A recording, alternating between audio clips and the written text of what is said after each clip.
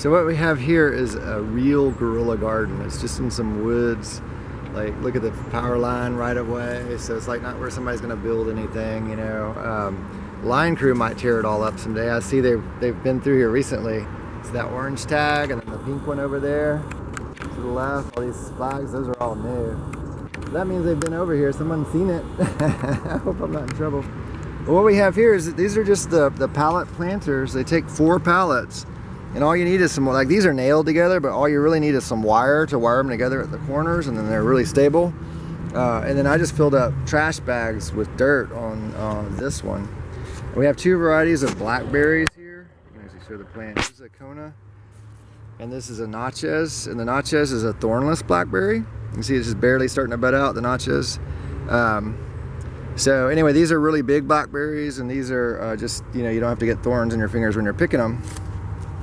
And then over here, I attempted spinach in this one, but the spinach just, for whatever reason, the dirt's not right or whatever. So I switched to strawberries because, you know, summer's coming on now in Texas. Summer starts in March, it feels like it. And I notice this plant over here is kind of dried up looking. This is just me coming out after a week and a half or so. These plants got 1 rain, and most of them were totally healthy, but I did notice a couple of them were dry, except for over here. What we have here is bubble wrap that came from that office building over there. So all I did for the plants was punch holes in the bubble wrap and then pull the leaves through the holes so the plants can start growing through the hole. And then you have the rest of this material holding moisture into the dirt and whatnot. So, and I noticed all the plants that were covered by the bubble wrap, and that one's even got like a bloom on it already. Seemed to be like none of them were dried out, so I think they're going to be able to go longer between waterings with having that on there. And I point out a couple other things here.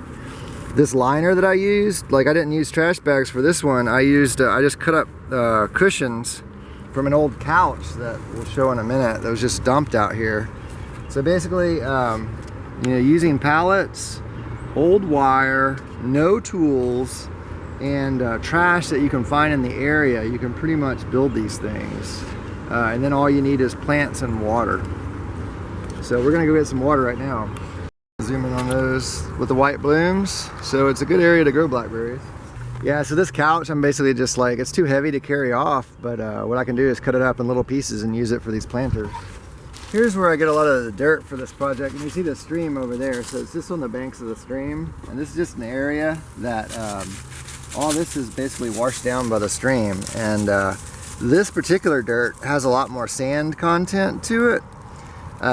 So it's actually, I gave this to a friend and he grew his spinach in it, and the spinach did okay in this dirt, but it's slightly different than the most of the rest. It also washes down from a golf course, a golf ball there. But the cool thing about that is there's a lot of nitrogen fertilizer in all the dirt and water that washes down from the golf course, because they of course use a lot of fertilizer for their grass, and that washes down and it can be recycled here just by digging up this dirt and using it for the planters. You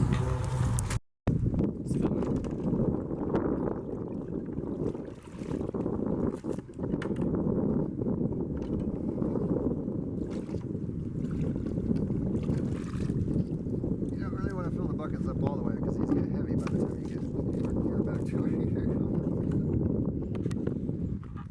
So I also have a strategy at the end of the day when I'm done watering, because I've already watered up here. I leave water in my buckets in case some stranger happens by. Maybe they'll water for me. I got it on camera. I got it on camera.